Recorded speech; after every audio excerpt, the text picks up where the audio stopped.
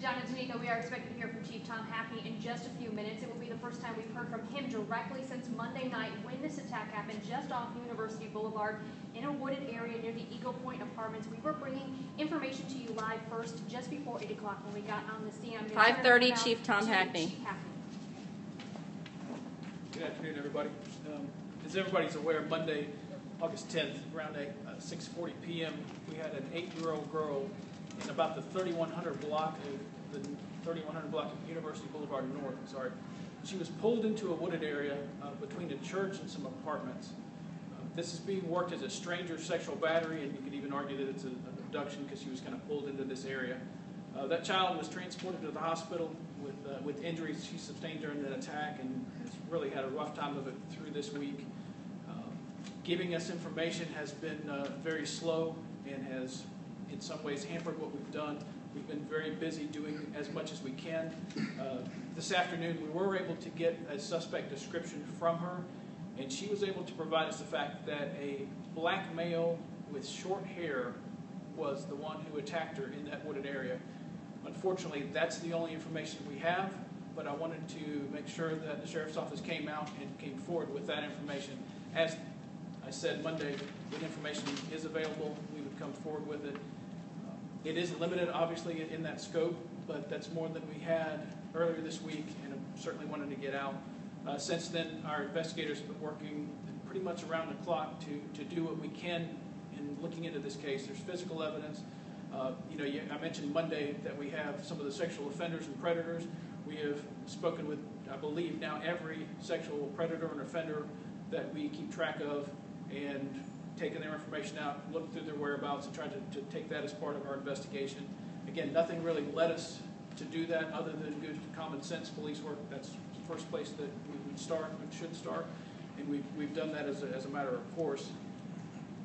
Throughout the week, though, some of the concerns that we've had has been a little bit of the unsolicited information that of course, the media doing their best to cover the story and keep it public. Some of the folks that y'all have spoken with that have gotten out there to the public has put some information out that may not be fruitful to the case or may not be exactly completely accurate information. So we've kind of tried to work through some of that with our efforts throughout the week. Patrol officers have been in that area pretty much around the clock since then, making sure we're centered in that University Boulevard North across from JU area, providing safety. Duval County schools are just about to start back. We've been working with the school board and their folks, the school board police, to be able to put the plan together in place to make sure that those kids are safe. Generally speaking, and this is no attack on anybody, but certainly parents need to be aware of their children's location at all times. That was true the Monday that this occurred. It'll be true next Monday and the Monday after that. This is nothing unique. This isn't anything unique, unfortunately, to Jacksonville or anywhere else. But as a parent of 2 kids, you work hard to keep track of them. That's true with this case too. Part of being aware, this kind of thing as it's in the news provides parents the ability to have these conversations with their kids. The stranger danger conversation, the ability to get with them and talk about these kind of things that have happened. This provides an opportunity to do so. Now's the time to have those conversations and let them know what some of the things that they may need to look out for. Through our Sheriff's Office website, we have the Offender Watch that provides parents the ability to know who lives in their neighborhoods that's either a sexual predator or a sexual offender. Look at those folks. Have that conversation with your kids. Show them those pictures and let them know that these are some of the people that, when we talk about a stranger, this is kind of what we're looking at. And some of those folks don't look any different than any other neighbor that you have, but that opportunity to have that talk with them. As information becomes available through this investigation, we will come back out from the Sheriff's Office to pass on that information. And the idea to come out with just limited information, I hesitated a bit to do that, but it's what we have and what we want to pass on to you. Crime Stoppers is still available, 1-866-845-TIPS. You can remain anonymous completely, pass on any information you have. Anybody since Monday night who now of a description of black male with that low hair that maybe has changed that hairstyle since then or seems excessively interested in this case, or any of those things that may ring untrue to you or raise suspicion on your part, let us know. Let Crime Stoppers know. Let the Sheriff's Office know. 630-0500. we'll take whatever information we can, and we will continue to work this case throughout. So I can take some Chief, questions. is there any age range? Unfortunately, she didn't really provide a whole lot of age range with that. And again, it's just that base description I have, but it focuses the attention on who the perpetrator is and takes away that wide look to a little bit more of a focused look. How long had she wandered away from where her mother was? Did her mother know she was missing? It was just what seems like just minutes, and we're still trying to put that particular timeline together. She has a younger sister, but she has some other kids who appear to be out in somewhat of a group out there playing. The mother was aware of that fact, but right or wrong, feeling there might be some safety in numbers, and these are kids. She's 8 years old. You don't know when a kid has an attention span that looks somewhere else, and you never know. And again, that's some of the talk to have with those kids, and what to do is you need to be attentive to where you are, attentive to your surroundings, and don't wander off. Chief Hackney, obviously the suspect is still on the loose. What do you want to relate to the message to that community out there? Are they safe out there still with this guy still on the loose in that area? Yeah, I certainly can't say that I've seen what this guy did to this little girl. To say it's heinous it's the understatement of the year. And there are some special places for this man, this person that did this to her. I've got one that's right across the way from here, and we're working to make sure that he finds himself in our jail. And there's another place that I'll let you figure out where that is. But they need to worry. Obviously, with the man who would do this, they need to worry. But I don't want to generalize just that area or specifically look at just that area. He's not alone in his desire to do this. Like I said, this isn't just a Jacksonville thing. This could happen really anywhere that you would go. So the attentiveness of people in that Arlington neighborhood needs to be the same attentiveness of people on the west side or the south side or in Atlanta or Dallas or anywhere else. Be aware that these things can happen. Be aware of where your children are.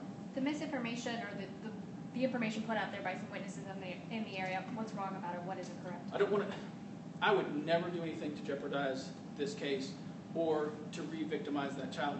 And unfortunately, some of this stuff that gets out there, and some of the witnesses that have been talked to, or some of the residents, if you will, that have been found and talked to, maybe have heard something or thought they heard something, then you get second and third hand information that gets out there that could re-victimize this child. I don't want to put anything out that certainly would do that or jeopardize my case. The suspect who did this knows what he did and what evidence he left. If I tell you in answering those questions and the general public knows it, then everybody knows it.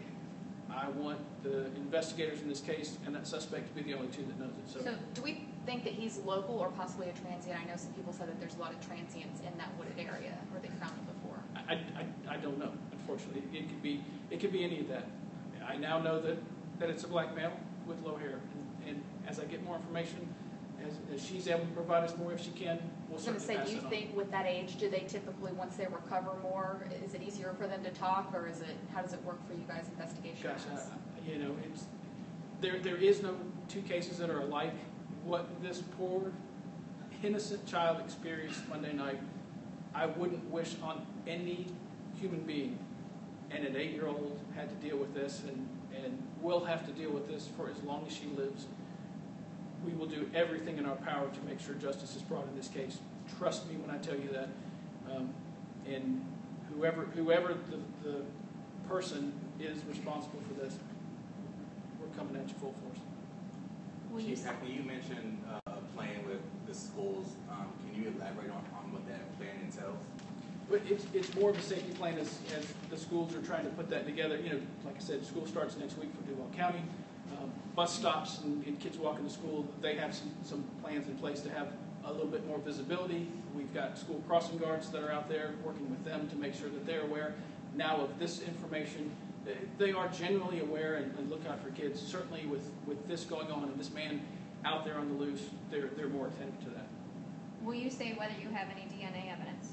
I would never say what I do or don't have. What I have is an extremely talented team of investigators who are working with state agencies, federal agencies, doing everything in their power to find whatever shred of evidence that we have that can find this guy and put him where he belongs. Any other questions? Thank you all very much for your Can you attention. comment on the new tip from Lonzie Barton's case? Sorry? Can you comment on the new tip that the investigators got in the Lonzie Barton case? Which tip were you referring? Where they were looking in some area in the clinic. Should I help you? Baker County, Steel Bridge Road behind Lana's parents' house. Nothing Yeah, was found. You know, as I said, as our Monty case kind of wrapped up with daily comments, as information would come in, we would go forward with that. I can tell you what was done in Baker County today wasn't based on any tips that we had or we were doing. I believe that were friends of the child's father who were out looking in a general area. That had kind of happened through some areas here in Duval County. It's not related to a tip we had. I think that's just family members trying to do what they can to find some answers in that case. Thank you so much. Thank you very much. You have just been listening to Chief Hackney here with JSO to give us an update on what happened in Arlington Monday night. We now have just a brief description of the suspect from this little 8-year-old girl who has suffered some very traumatic injuries. So it's been tough for her to talk about and give them some information throughout the week. We know it is a black male with short hair. Chief Hackney, we also heard mention that if someone has recently changed their hairstyle or maybe is asking a lot of questions, he's very interested in this case, those should be flags maybe that you should bring to either Crime Stoppers or to JSO. He also says people should be very concerned in that neighborhood. We'll have much more on this starting at Action News at 6. John and Tamika.